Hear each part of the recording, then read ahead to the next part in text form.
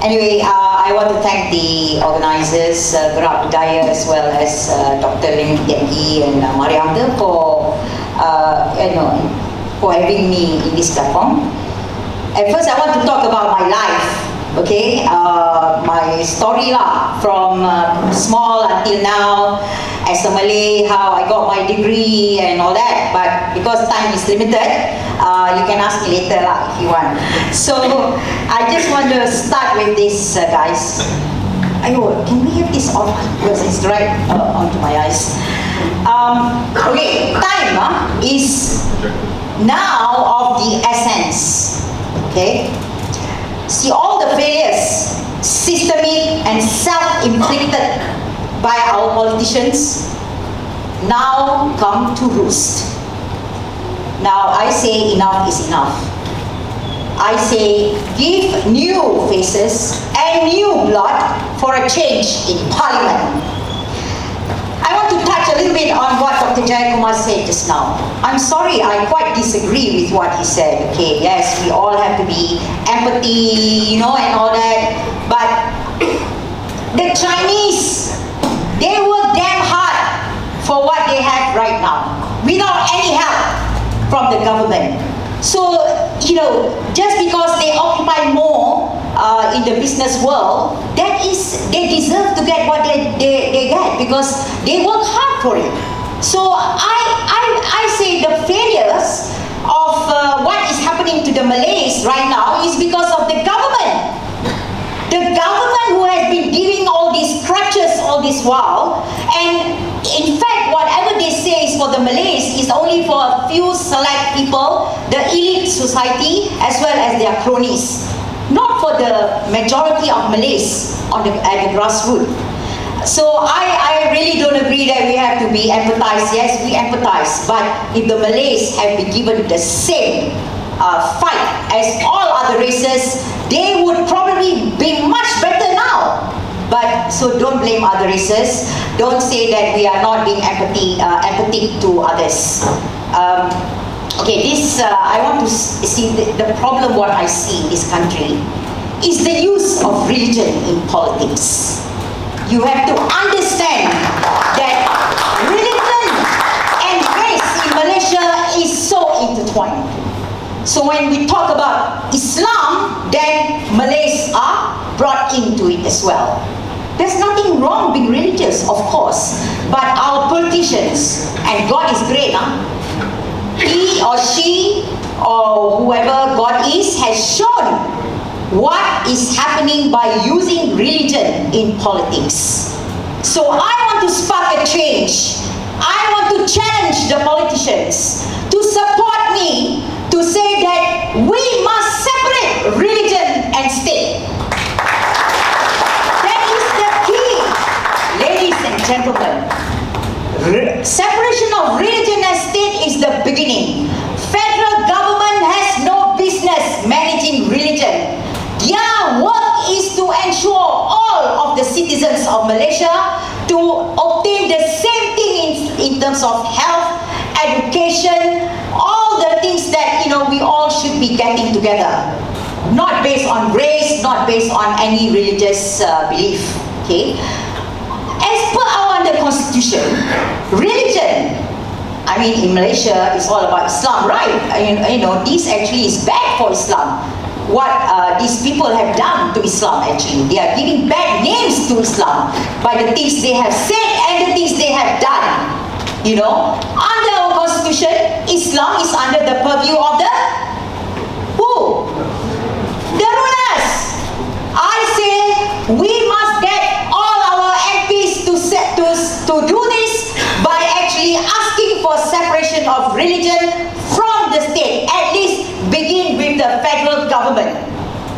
And separation of powers, of course. That goes without saying. But I see this is the key problem that leads to corruption, that leads to all the problems that we are having right now.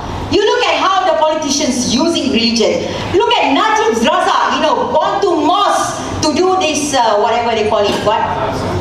Sumpah Laknat and all that. And they are Malays who actually believe. And look at political party PAS.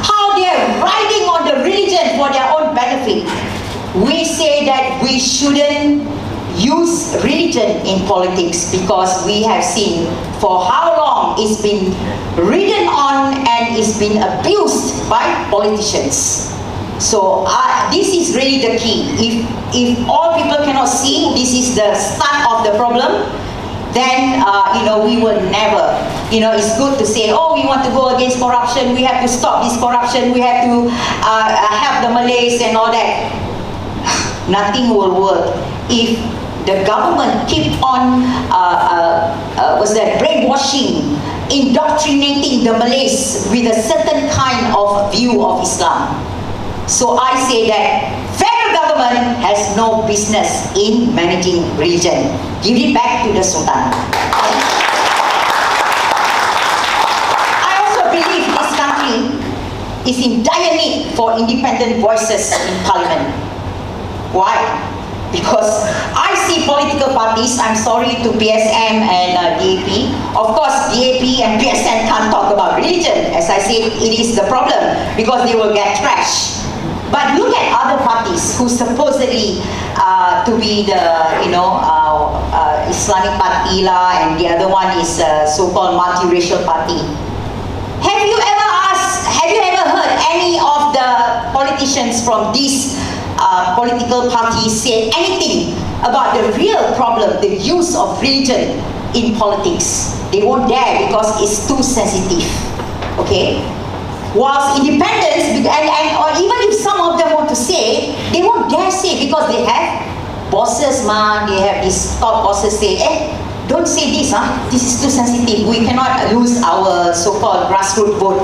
Or they have political party whip or things like that. They have people they must listen to.